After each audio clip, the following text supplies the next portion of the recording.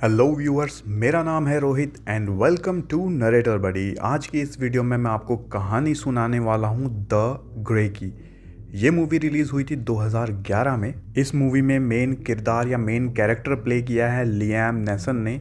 ये कहानी है कुछ लोगों की जिनका प्लेन क्रैश हो गया है अलास्का में, और उसके बाद वो किस तरह से बचते हैं अलास्का के जंगलों में। तो चलिए मूवी की कहानी शुरू करते हैं। मूवी की शुरुआत में दिखाया जाता है कि अलास्का में लियाम नेल्सन, या फिर जिनका नाम है इस मूवी में ऑटवे, वो अलास्का में काम करते हैं, बिल्कुल दुनिया के दूसरे छोर पर। यहाँ पर ऑटवे एक फैक्ट्री में काम करता है और ऑटवे का काम है यहाँ पर काम करने वाले लोगों की जान बचाना जंगली जानवरों से। क्योंकि ये फैक्ट्री शहरों से बहुत दूर है, जंगलों में है, तो यहाँ पर जंगली जानवर बहुत ज़्यादा होते हैं, स्पेशली भेड़िए बहुत होते हैं जो कि आए दिन यहाँ पे काम करने वाले लोगों को मार देते हैं। ऑटवे अपनी काम की शिफ्ट शुरू होने से पहले इस बार में जाता है और बार में 2-4 ड्रिंक पीता है। इस बार में लोग आए दिन एक दूसरे से लड़ते रहते हैं, ये बिल्कुल आम बात है, कोई भी नई बात नहीं है। ऑटवे यहाँ पर 2-4 ड्रिंक पीकर यहाँ से बाहर चले जाता है और वो अपनी बीवी के बारे में सोच रहा होता है। ऑटवे की वाइफ बीमार है, लेकिन वो अपनी वाइफ से बहुत प्यार करता है, तो वो अपनी वाइफ को हमेशा याद करता है। ऑटवे इस बार से चला जाता है और यहाँ से जाने के बाद अपने रूम में जाता है और अपने रूम में एक पेपर पर कुछ लिखना शुरू करता है। दरअसल ऑटवे एक लेटर लिख रहा है अपनी बीवी के नाम कि मैं तुम्हें बहुत प्यार करता हूँ, तुम्हें बहुत याद करता हूँ और जल्दी हम दोनों मिलेंगे। अगली सुबह दिखाया जाता है कि कुछ वर्कर्स फैक्ट्री के बाहर खड़े हैं, लेकिन तभी एक वुल्फ उनकी तरफ बढ़ने लगता है। ऑटवे ने उस वुल्फ के ऊपर अपनी नज़र पहले से ही टिकाई होती है, तो ऑटवे बिल्कुल तैयार होता है अपने हथियारों के साथ। जैसे ही वुल्फ वो उन आदमियों की तरफ बढ़ता है, ऑटवे वुल्फ को गोली मारता है और वुल्फ ज़मीन पे गिर जाता है। ऑटवे वुल्फ के पास जाता है, यहाँ पर देखता है कि वुल्फ अभी मरा नहीं है, वो अभी तड़प रहा है। तो ऑटवे उसके ऊपर हाथ रखता है और थोड़ी सी प्रेयर करता है कि वो शांति से मर पाए। उसके बाद दिखाया जाता है कि ऑटवे निकला है रात को अपनी शिफ्ट करने के लिए, लेकिन वो अपनी बंदूक को अपने मुंह में रख के अपनी जान लेने की कोशिश करता है। काफ़ी देर तक वो बंदूक को अपने मुंह में रखता है, लेकिन हिम्मत नहीं जुटा पाता है, तो फाइनली वो आत्महत्या का ख्याल छोड़ देता है। अगली सुबह दिखाया जाता है कि इस प्लेन में बहुत सारे लोग चढ़ रहे हैं और ये प्लेन जा रहा है अमेरिका की तरफ। ये सब लोग अपनी फैमिली से मिलने जा रहे हैं, अपने दोस्तों से, अपने रिश्तेदारों से मिलने जा रहे हैं। इनमें से एक ऑटवे भी होता है।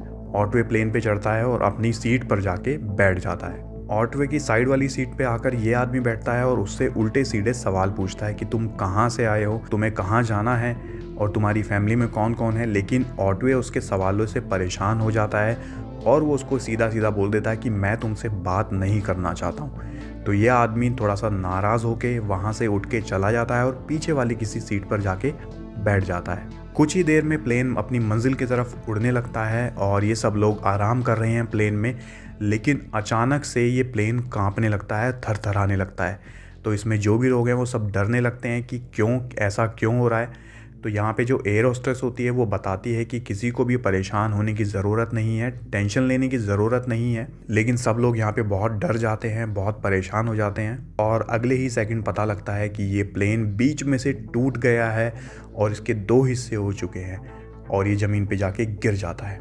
प्लेन तो ज़मीन पे गिर जाता है, लेकिन ऑटवे बच जाता है और वो उठता है, देखता है कि आसपास दूर दूर तक कोई भी नहीं है। थोड़ा सा आगे बढ़ने के बाद उसको वो प्लेन नज़र आता है 2 टुकड़ों में। प्लेन के पास जाता है तो कुछ और लोग उसको नज़र आते हैं जो कि अभी ज़िंदा हैं, लेकिन बहुत ख़राब हालत में हैं, घायल हैं। ऑटवे सबको उठाता है, सबकी मदद करता है, जो भी चलने लायक है, जो भी अभी ज़िंदा हैं, उन सबको वो एक जगह इकट्ठा करता है ताकि इस सर्दी में, इस बर्फ़ में वो जम कर मर ना जाएं। इस आदमी के पेट में से बहुत ज़्यादा खून बह रहा है और ये आदमी बहुत डरा हुआ है। अब जो भी तुम्हारी ज़िंदगी के बचे हुए पल हैं वो तुम अपनी फैमिली को याद करके निकालो और आराम से मरो।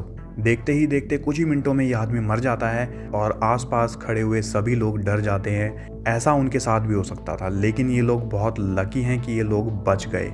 ऑटवे सभी लोगों को बोलता है कि यहाँ पर बहुत ज़्यादा सर्दी है, अगर इस सर्दी में हम यहाँ पर ज़्यादा देर तक रहे तो हम बच नहीं पाएंगे। तो सब लोग बाहर जाओ और ऐसी चीज़ें ढूंढो जो कि हम जला सकते हैं, जिससे कि हम बॉनफायर करेंगे। उस बॉनफायर के चारों तरफ हम सब लोग बैठेंगे और हम कुछ टाइम सरवाइव कर पाएंगे। सब लोग ऐसी चीज़ें ढूंढने लगते हैं जो कि जल पाएँ और जिसमें आसानी से आग लग सकती है। अंधेरा होते ही ये सब लोग बॉनफायर करते हैं और उसके चारों तरफ बैठ जाते हैं। तभी वहाँ पर एक जानवर आता है और वो एक आदमी को खींच कर वहाँ से लेके चला जाता है। बाकी सब लोग डर जाते हैं। ऑटवे आगे बढ़ता है मशाल लेके, तो उसको पता लगता है कि ये एक भेड़िया है और वो बाकी सब लोग को बताता है कि यहाँ पर एक नहीं बहुत सारे भेड़िए हैं, जो कि हो सकता है कि हम सबको मारने की कोशिश करें। तो हमारा यहाँ रुकना बिल्कुल भी ठीक नहीं है, हमें यहाँ से आगे बढ़ना होगा। ऑटवे की इस बात से सब लोग सहमत होते हैं, क्योंकि ऑटवे को फैक्ट्री में इसी काम के लिए रखा गया है ताकि वो जंगली जानवरों से उनकी रक्षा कर पाए। तो यहाँ पर ऑटवे की बातों पर सभी लोग भरोसा करते हैं कि ये जो डिसीजन लेगा वो बिल्कुल सही होगा। थोड़ी देर में गुर्राने की आसपास से आवाज़ आने लगती है और ऑटवे एक मशाल लेकर थोड़ा सा आगे बढ़ता है, तो उसको 2 चमकती हुई आंखें दिखती हैं। कुछ देर बाद पता लगता है कि ये सिर्फ 2 चमकती हुई आंखें नहीं है, ये बहुत सारी चमकती हुई आंखें हैं और ये चमकती हुई आंखें होती हैं वुल्फ की। ये बहुत सारे वुल्फ होते हैं और ये ऑटवे और इन सब लोगों को मारने की फिराक में लगे होते हैं। ऑटवे बाकी सब लोगों को बोलता है कि कोई भी यहाँ से बिल्कुल भी हिलेगा नहीं और ना ही कोई पीछे हटेगा। अगर हम इसी जगह इसी तरह से खड़े रहेंगे तो ये वुल्फ हमसे डरकर पीछे हट जाएंगे। और बिल्कुल ऐसा ही होता है। ऑटवे और ये सभी लोग अपनी ही जगह पर टिके रहते हैं और वुल्फ कुछ टाइम में वहाँ से चले जाते हैं। वुल्फ के वहाँ से जाने के बाद ऑटवे बोलता है कि कल सुबह सुबह हम यहाँ से निकलेंगे। रात को निकलना बिल्कुल भी खतरे से खाली नहीं है, लेकिन आज रात को हम सोएंगे तो एक एक इंसान जाग कर 2-2 घंटे के लिए पहरा देगा। सबसे पहले पहरा मैं दूंगा, मतलब कि ऑटवे बोलता है सबसे पहले पहरा मैं देने वाला हूँ, उसके बाद 2 घंटे बाद कोई और पहरा देगा, फिर उसके 2 घंटे बाद कोई और। बिल्कुल ऐसा ही होता है, बारी बारी सब लोग पहरा देते हैं। सबसे पहले ऑटवे पहरा देता है, उसके बाद ये आदमी पहरा देता है, इसका नाम होता है बर्क। बुर्क का जब पहरा खत्म होता है तो उसके बाद ये आदमी पहरा देता है, लेकिन यहाँ पर वुल्फ फिर से वापस आते हैं और इस आदमी को मार गिराते हैं। सुबह जब ऑटवे उठता है तो देखता है कि लास्ट में जो आदमी पहरा दे रहा था वो अब जिंदा नहीं है, उसको वुल्फ ने आके मार दिया है। इस बॉडी को देखकर ऑटवे को पता लगता है कि भेड़िए यहाँ पर इस आदमी को खाने नहीं आए थे, वो बस इसको मारने के लिए आए थे। भेड़िए इन सब लोगों को डराना चाहते हैं कि तुम लोग हमारे इलाके से चले जाओ, वरना हम तुम्हें एक एक करके मार देंगे। जो भी बचे कुचे लोग होते हैं, ऑटवे उन सब लोगों से बोलता है सब लोग जो भी ज़रूरी सामान है वो अपने साथ ले लो और जो भी डेड बॉडीज़ तुम्हें दिखती हैं उनके वॉलेट भी अपने साथ ले लो, ताकि हम उनकी फैमिलीज़ को वॉलेट निशानी के तौर पर दे पाएँ। तो ये सब लोग डेड बॉडीज़ में से उनके वॉलेट निकालते हैं और उसके बाद सभी लोग चल देते हैं, आगे बढ़ने लगते हैं। ये सब लोग कोशिश कर रहे हैं कि जितना हो सके इन भेड़ियों की पहुंच से दूर जाया जा सके। बहुत तेज़ बर्फ़ पड़ रही है, बहुत तेज़ हवाएं भी चल रही हैं, बहुत ज़्यादा धुंध है। ये लोग आगे बढ़ तो रहे हैं, लेकिन इतनी मोटी बर्फ़ में आगे तेज़ी से बढ़ पाना आसान नहीं है किसी भी इंसान के लिए। चलते चलते इनमें से एक आदमी बहुत पीछे रह जाता है बाकी सब लोगों से और भेड़िए इसी बात का फ़ायदा उठाते हैं और उस आदमी को मार गिराते हैं। जितनी देर में ऑटवे और उसके बाकी साथी इस आदमी को बचाने के लिए आते हैं, तब तक ये भेड़िए उस आदमी को मार के जा चुके होते हैं। ऑटवे बोलता है कि हमें यहाँ खुले एरिया से जल्दी बाहर निकलना होगा, हमें किसी जंगल में जाना होगा ताकि इन भेड़ियों से हम बच पाएँ। ये सब लोग आगे बढ़ रहे हैं, तभी इनकी नज़र पड़ती है भेड़िए के एक झुंड पर, जो कि बहुत तेज़ी से इनकी तरफ बढ़ रहा है। ये भेड़िए बर्फ़ वाले भेड़िए ही हैं, तो इनको बर्फ़ में भागने में कोई भी परेशानी नहीं होती, लेकिन इंसानों को बर्फ़ में चलने में बहुत परेशानी हो रही है। लेकिन किसी तरह से बचते बचाते ये कुछ लोग फाइनली जंगल में पहुंच जाते हैं। जंगल में पहुंचते ही ऑटवे सबसे पहला काम ये करता है कि वो बॉनफायर जलाता है। बॉनफायर जलाने से, आग जलाने से जो भेड़िए हैं या कोई भी जानवर है उनके पास नहीं आएगा। यहाँ पर ये सब लोग बॉनफायर के चारों तरफ बैठे हैं और ऑटवे इन सबको समझा रहा है कि अगर तुम्हारा सामना भेड़िए से होता है तो तुम्हें किस तरह से बचना है। लेकिन ये आदमी ऑटवे की बातों से बिल्कुल भी सहमत नहीं होता है। ये आदमी बोलता है कि तुम कौन हो हमें क्या करना है और क्या नहीं करना है ये बताने वाले। ऑटवे बताता है कि मुझे भेड़ियों के साथ बहुत ज़्यादा एक्सपीरियंस है, मुझे पता है कि भेड़िए किस तरह से हमला करते हैं और किस तरह से भेड़ियों से निपटना है। इस आदमी का नाम है जॉन। ऑटवे और जॉन के बीच में बहुत ज़्यादा बहस होती है। जॉन बोलता है कि हम दोनों आपस में लड़ते हैं और हम दोनों में से जो भी जीतेगा वो इस ग्रुप का लीडर होगा और वो जो बोलेगा वही इस ग्रुप के लोगों को करना पड़ेगा। ऑटवे और जॉन दोनों ही लड़ने के लिए तैयार हैं, लेकिन तभी पास में एक भेड़िया आता है और गलती से जॉन और वो भेड़िया दोनों ही बहुत पास में आ जाते हैं। फिर जॉन को ऑटवे की बताई हुई बात याद आती है कि किस तरह से अगर भेड़िया उनके सामने आ जाता है तो उनको भेड़िए से निपटना है। जॉन एक लंबी सी डंडी उठाता है और वो भेड़िए को उससे डराने की कोशिश करता है। जितनी देर में वो भेड़िए को उससे डराने की कोशिश करता है, बाकी सब लोग भी आसपास आ जाते हैं और सभी लोग मिलकर उस भेड़िए को मार गिराते हैं। क्योंकि इस जंगल में इनको बहुत टाइम से कुछ भी खाने को नहीं मिला है, तो ये सब लोग इस भेड़िए को ही पकाकर खाने लगते हैं। यहाँ पर जॉन ऑटवे को थैंक यू बोलता है कि मैं गलत था, मैं तुम्हारी बातों के ऊपर शक कर रहा था, अब मैं तुमसे नहीं लड़ूंगा, जैसा तुम कहोगे मैं बिल्कुल वैसा ही करूंगा। लेकिन जॉन इस भेड़िए को मारने के बाद बहुत ज़्यादा खुश होता है और वो इसकी गर्दन काटकर बहुत दूर फेंक देता है, ताकि बाकी जो भेड़िए हैं वो इसको देखें और उनको सबक मिले कि अगर तुमने हम इंसानों के पास आने की कोशिश की तो तुम्हारा भी हाल यही होगा जो इस भेड़िए का हुआ है। उस भेड़िए के मीट से ये सब लोग अपना पेट भरने के बाद बैठ जाते हैं और आपस में बात कर रहे हैं। सब लोग अपनी कहानी बता रहे हैं कि कौन कहाँ से आया है, किस तरह से वो यहाँ पर आए हैं, क्या काम करते हैं, किसकी फैमिली में कितने लोग हैं, कौन किससे प्यार करता है। सब लोगों की कहानी सुनने के बाद ऑटवे भी अपनी कहानी लास्ट में बताता है कि उसकी एक बीवी है जो कि बीमार है, उससे वो बहुत प्यार करता है। इस प्लेन में बैठकर वो अपनी बीवी से ही मिलने जा रहा था। रात को अचानक से बहुत तेज़ ठंडी हवाएं चलने लगती हैं, तूफ़ानी हवाएं चलने लगती हैं। तो ऑटवे सब लोगों को बोलता है कि हम सब लोगों को आसपास रहना पड़ेगा ताकि एक दूसरे को हम गर्मी दे पाएँ और कोई भी ठंड से ना मरे।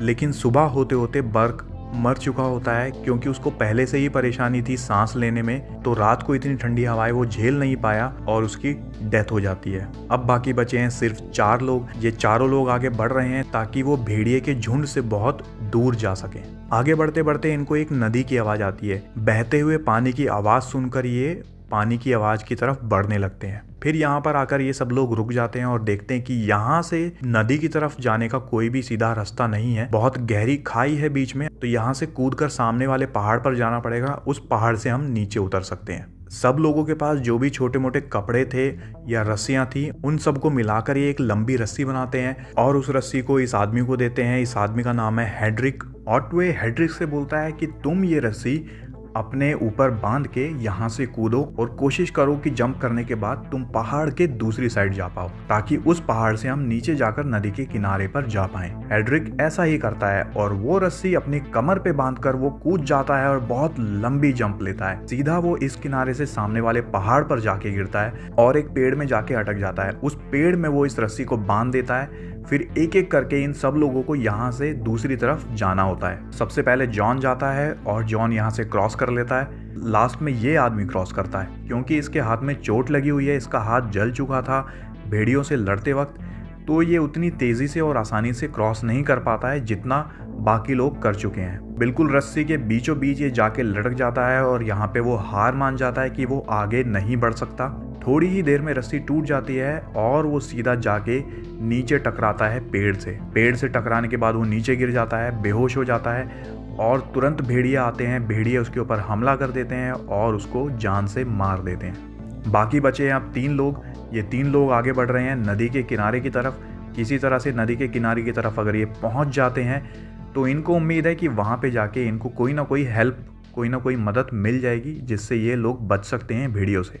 बहुत तेज़ बर्फ़ पड़ रही है, बहुत तेज़ हवा भी चल रही है। अभी इनको पानी की आवाज़ सुनाई देती है और तीनों लोग खुश हो जाते हैं। आगे बढ़ के देखते हैं तो इनको नदी भी नज़र आ जाती है। नदी के किनारे किनारे तीनों आगे बढ़ रहे हैं, लेकिन यहाँ पर जॉन रुक जाता है और जॉन ऑटवे और हेड्रिक को बोलता है कि तुम लोग आगे बढ़ो, मैं तुम्हारे साथ नहीं चल सकता क्योंकि मेरे पैर में मोच आई हुई है। हेड्रिक और ऑटवे जॉन से बोलते हैं हम दोनों मिलकर तुम्हें उठाते हैं और यहाँ से आगे बढ़ते हैं। लेकिन जॉन बोलता है कि नहीं, मैं यहीं रहना चाहता हूँ, तुम दोनों आगे बढ़ो वरना तुम लोगों की जान भी खतरे में पड़ सकती है मेरी वजह से। काफ़ी देर बहस करने के बाद जॉन फाइनली इनके साथ आगे नहीं बढ़ता है। ऑटवे और हेड्रिक जॉन को छोड़कर आगे बढ़ने लगते हैं। जैसे ही ऑटवे और हेड्रिक आगे बढ़ते हैं, भेड़ियों को पता लग जाता है कि जॉन अब अकेला रह गया है, तो वो जॉन के ऊपर हमला करते हैं और उसको भी मार देते हैं। अब हेड्रिक और ऑटवे आगे बढ़ रहे हैं नदी के किनारे किनारे। तभी हेड्रिक पीछे मुड़ के देखता है और उसको नजर आता है कि कुछ भेड़िए उनके पीछे भाग रहे हैं उनके ऊपर हमला करने के लिए। ऑटवे और हेड्रिक दोनों भेड़ियों से बचने के लिए भागने लगते हैं। इसी भागम भाग में हेड्रिक नदी में गिर जाता है। हेड्रिक को बचाने के लिए ऑटवे भी नदी में कूद जाता है, लेकिन यहाँ पर हेड्रिक का पैर एक पत्थर के नीचे दब जाता है, जिसकी वजह से हेड्रिक बाहर नहीं आ पाता है। ऑटवे बहुत कोशिश करता है कि वो हेड्रिक को किसी तरह से बाहर निकाल ले, लेकिन ऑटवे को पता नहीं होता है कि उसका पैर नीचे दबा हुआ है और थोड़ी ही देर में हेड्रिक मर जाता है।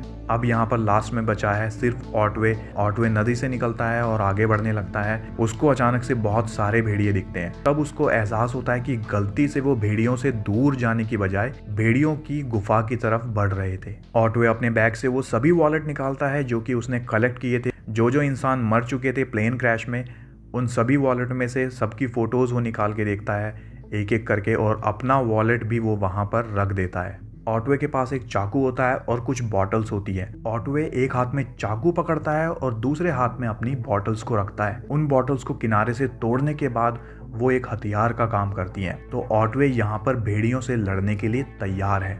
तो ये था मूवी का एंड।